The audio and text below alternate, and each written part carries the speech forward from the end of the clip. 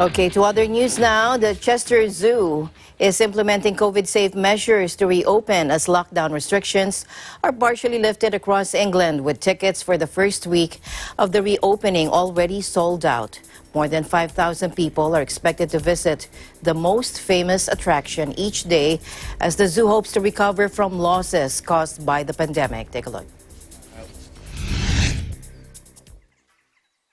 We're finally opening. We've been closed since the 4th of January under lockdown 3, and the government today, 12th of April, has allowed us to reopen. So we've got around about 5,500 people expected at the zoo from 10 o'clock today.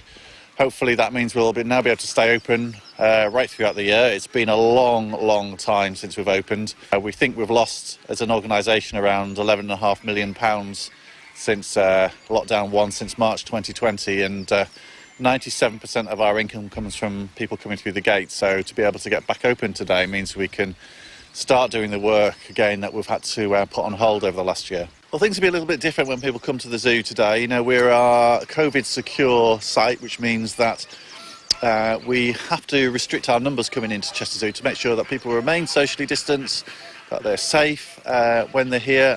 So there won't be as many people in the zoo. That's the first thing that people will see.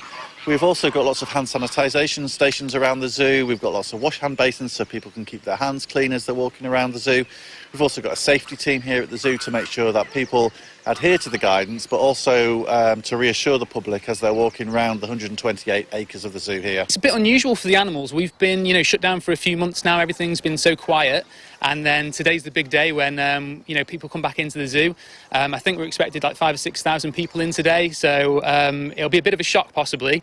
We're just fortunate that a lot of our rhinos here, they're nice and calm and they're well used to, people being in the zoo.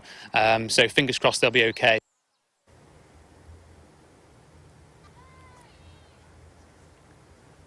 According to the Standard, while the zoo has been able to reopen, it is still looking to recoup some of the money lost over the last year from the government Zoo Animals Fund.